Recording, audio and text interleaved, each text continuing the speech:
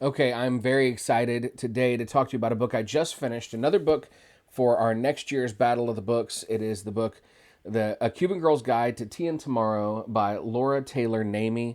Wow. Okay, so years and years ago, a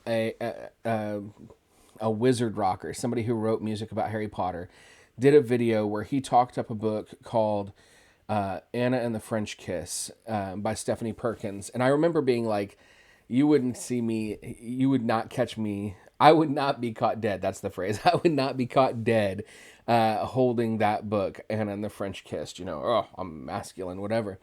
And then I read the book and I was like, oh my gosh, it's such a good book. And so since then, I found that there is sometimes still this tendency for me to be like, I don't want to pick up that book. The title is very, it's obviously appealing to more of a female audience. And I almost always love the books when I pick them up. This is no exception. A Cuban Girl's Guide to Tea and Tomorrow is a fantastic book, and it's about a young girl named Lila who is so obviously Lila's family's Cuban. She's from Miami, and Lila experiences what she calls the trifecta. Does she call it the trifecta? Yes, the trifecta, which happens to her, and essentially what it is that she goes through three horrifically painful things back to back to back in her life.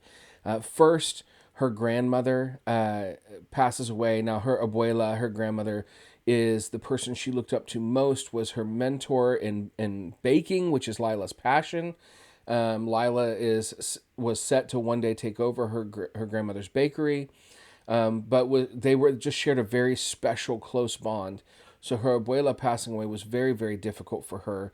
Then after her abuela passed away, her boyfriend for 3 years dumps her right before prom.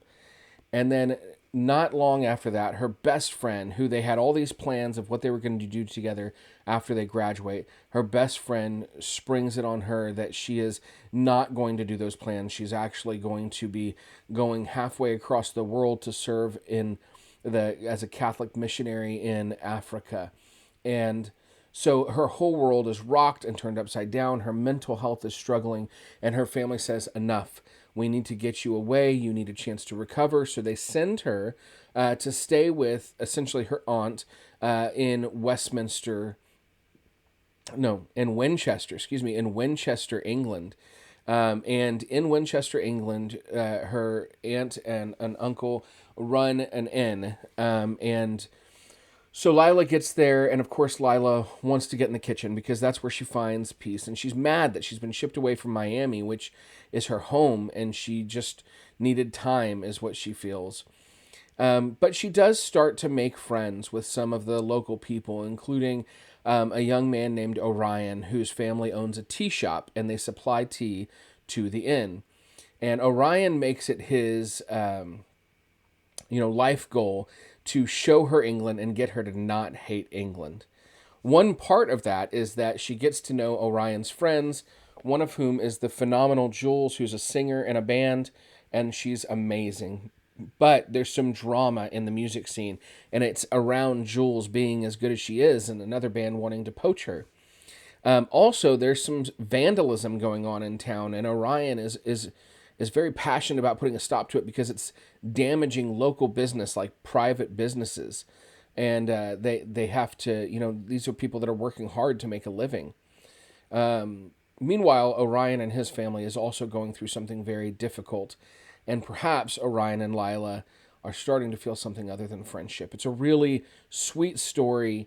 It's a love letter to Miami in some ways, a love letter to England in some ways, and definitely a love letter to the Cuban family, to Cuban culture. I found myself, as I'm reading this, like wanting to learn how to make pan cubano and medianoche sandwiches. And so like my wife and we're looking into learning how to cook some Cuban food.